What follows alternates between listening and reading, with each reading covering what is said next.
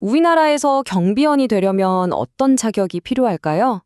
여러 가지가 있겠지만 오늘은 그중에서도 가장 중요한 문턱이라고 할 수 있는 범죄 경력 조회에 대해서 한번 제대로 알아보겠습니다. 네, 바로 이 질문이 오늘 우리가 파헤쳐볼 핵심입니다. 어떤 범죄 기록이 있으면 경비원이 될 수 없는가? 사실 이 질문에 대한 답은요, 딱 한 군데에 명확하게 나와 있습니다. 바로 경비어법 제17조죠. 자, 지금부터 이 법조항을 하나하나 뜯어보겠습니다. 자, 먼저 그 핵심 권한부터 보죠. 바로 경비업법 제17조입니다. 모든 게 여기서부터 시작된다고 보시면 돼요. 그러니까 이 조항이 뭐냐면요. 아주 간단합니다. 경찰에게 경비원이 되려는 사람의 범죄 기록을 조회해봐도 좋다고 허락해주는 법적 근거인 거예요. 일종의 문지기 역할을 법이 부여한 셈이죠. 이 사람이 경비원으로 일하기에 부적합한 사유, 즉 결격 사유가 있는지 없는지를 확인하라는 겁니다. 절차는 이렇습니다. 경찰이 직권으로 혹은 요청을 받아서 조회를 시작할 수 있고요. 중요한 건 그냥 아무거나 다 들여다보는 게 아니라는 점이에요. 법에서 딱 정해놓은 결격 사유에 해당하는 게 있는지 없는지만 콕 집어서 확인하는 거죠. 그럼 이제 궁금해지잖아요. 도대체 그 결격 사유라는 게 뭘까요? 자, 그럼 본격적으로 어떤 경우에 결격 사유에 해당하는지 보겠습니다. 첫 번째는요. 어떤 범죄냐를 떠나서 받은 처벌의 수위만으로 자격이 안 되는 경우들입니다. 자, 크게 세 가지를 기억하시면 됩니다. 첫째, 금고 이상의 형을 선고받았는데 아직 그 효력이 살아있는 사람. 여기서 금고 이상의 형이라는 건 쉽게 말해서 징역형처럼 교도소에 가는 실형을 말하는 거예요. 둘째, 이 실형을 다 살고 나왔다고 해도 그 날로부터 5년이 아직 안 지났으면 안 됩니다. 그리고 마지막 셋째, 집행유예 기간에 있는 사람.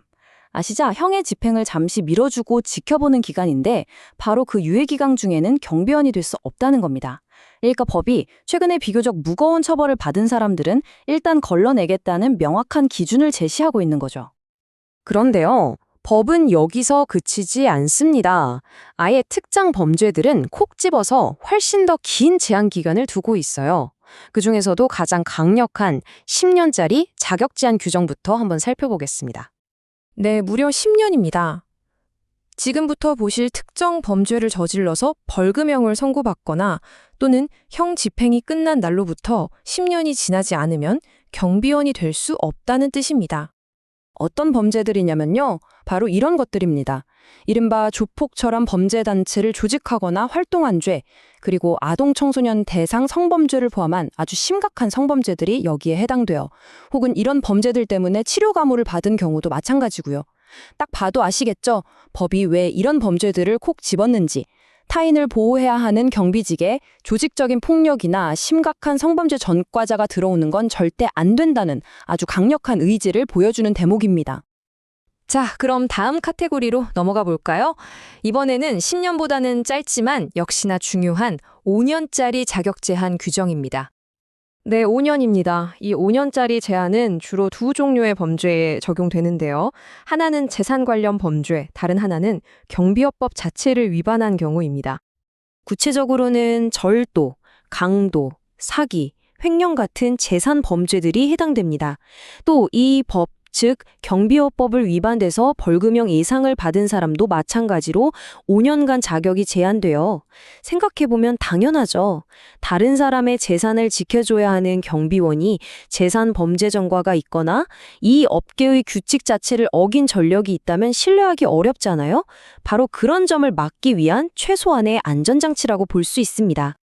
자, 지금까지 어떤 범죄 기록이 문제가 되는지, 즉 무엇을 확인하는지 알아봤습니다. 그럼 이제 어떻게? 라는 질문이 남죠.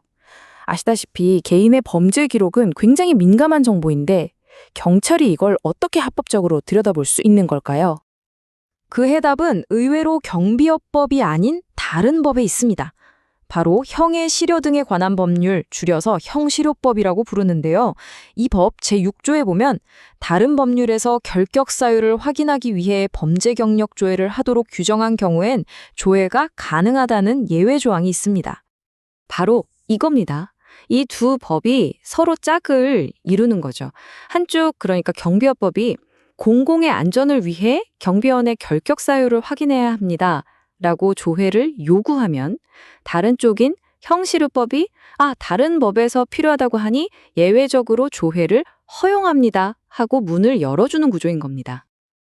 자, 이렇게 세부적인 내용들을 쭉 살펴봤는데요.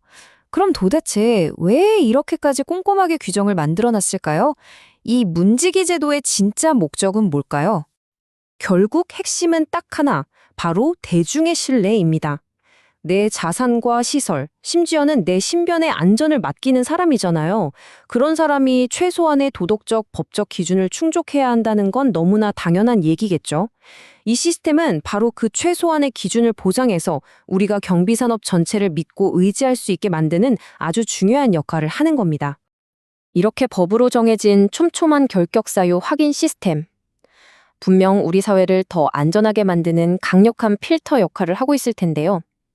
여러분은 이 제도가 우리의 일상적인 안전에 얼마나 큰 기여를 하고 있다고 생각하시나요?